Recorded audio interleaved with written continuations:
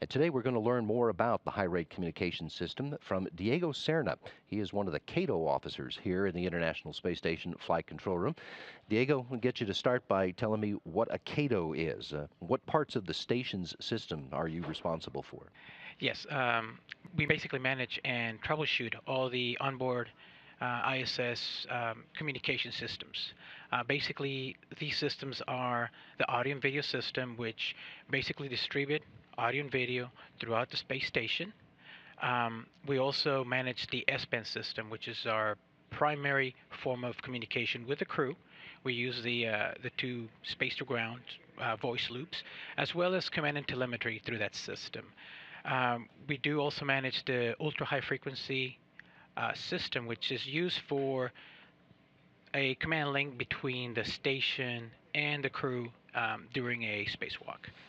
And the last subsystem we carry is the KU band subsystem, which is basically the one that we use to downlink all the video and all the payload experimental data, which basically is a subsystem that will get the greater bulk of the updates with this new high rate communication systems Okay, updates. so yeah, and that's an awful lot of different systems, but the high rate communication system upgrade is in just a portion of that, right? What is it going to add?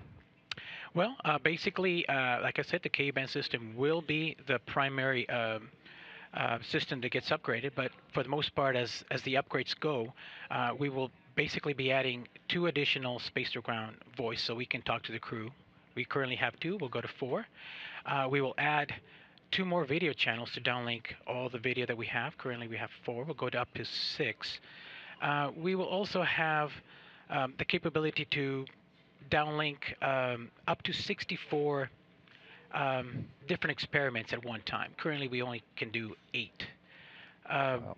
One of the major changes, though, is the fact that we will double our downlink rates from 150 megabits per second to 300 megabits per second. So things will be downloaded a lot quicker. Our uplink file capability will go from 6 megabits per second to up to 25 megabits per second. So it's not just the additional channels, but it's also a pretty big increase in the speed that everything's going to be communicating. And that is correct. We will definitely do all this downlink and uplinking rather quicker than we do today. Is this a result of technology or hardware that wasn't available when the station was built? Well, partly it is. I mean, most of the HRCS technology is new, but we do have to make this technology work with the onboard um, technology, if you want to say that. But Hmm. for example, we will still be floating video, but we will be using the latest video encoders so that we can get um, better quality at a lower bandwidth rate. If you want to talk about technology that is brand new to the space station, we could have currently all our video recording and all our payload experiment data has to happen in tapes. Well, when the HRCS goes up there, we will be able to do all this storage, all this recording using um, the mass memory recording. So basically, we'll use solid state. We're looking right now at the live video that's coming down as the crew members are laying cable, as I said. Can you give us a sense? I know you're not looking at it, but what cables are they laying? Is this to transmit it or to connect up different modules? Well, this is a starting point to what we're going to uh, basically set up the cables for the arrival of the HRCS. We call it the KUCOM unit. Basically, the ORU that has all 8 functionalities into one. And so we're laying up that work right now to put the cables in there so that we'll be ready for it for the KUCOM unit to once it gets on board to be installed. With the addition of extra channels, how do you anticipate that they are used? What's the design for how these extra routes of communication will be used? Well, we'll try to keep our ops concepts rather simple at the very beginning. But for example, the audio channels will be set as a alternate voice channels to the primary current ones that we have on S-band. We will try to use them as a, if we have overflow conversations, we can always go to them, do private medicals on those. Things that we are not critical right now will be used as an alternate. Was this system then going to be in use throughout the space station, or will it be primarily in the U.S. segment? Well, the HRCS is going to interface with our current onboard equipment, so the benefits will go through the whole space station, and including benefits that will carry on through different ground stations or international partners. So this extra communication and the high rate will be not just with Houston, but with all of the control centers. That's affirmative. Specifically, our international partners are folks in Marshall, which run most of the payload data. They will be able to uh, perform more experiments now that we have clear out this bottleneck that we had for 8 channels up to 64. That's a part that I really wasn't familiar with, and that's quite an expansion. Have they been asking for that extra capability? Well, I think They've been we've crying for it?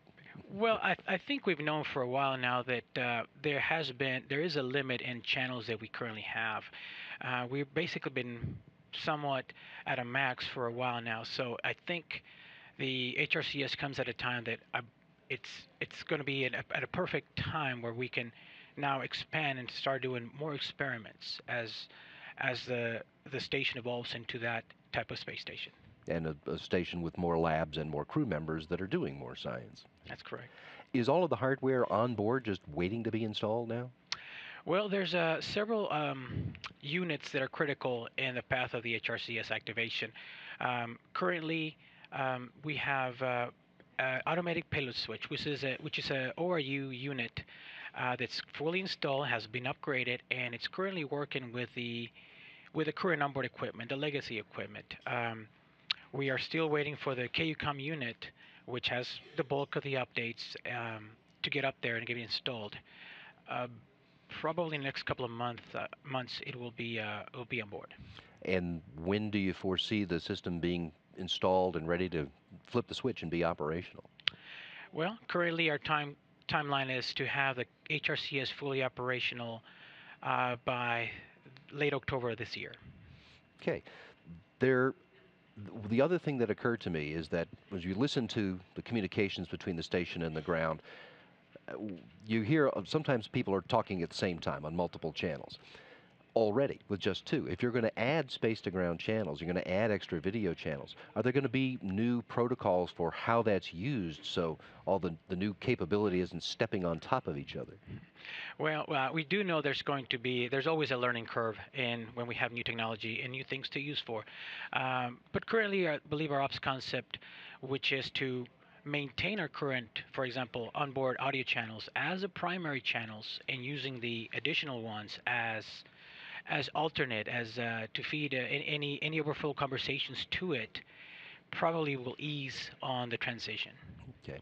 Um, we started by saying that you work at the Cato console here. I bet a lot of people are wondering where Catos come from. Tell me about your own education, your professional background. How does one end up in a spot like you're in now? Well, I mean, I received my degree for a Bachelor of Science in Electrical Engineering from the University of Texas in San Antonio. I've been a Cato and a flight controller for about 13 years, and I believe I ended up as a Cato to the fact that I had some radio frequency communications background, and I'm assuming that was part of the reasoning I became a Cato. Have you been at NASA ever since you've finished college? Yes, right out of Hmm. college, 13 years. It's take it you're enjoying yourself. I do a lot every day. Diego, I appreciate you taking the time to let us know about the system today. Thank you very much. Diego Serna is one of the communications and tracking officers here in the International Space Station Flight Control Room.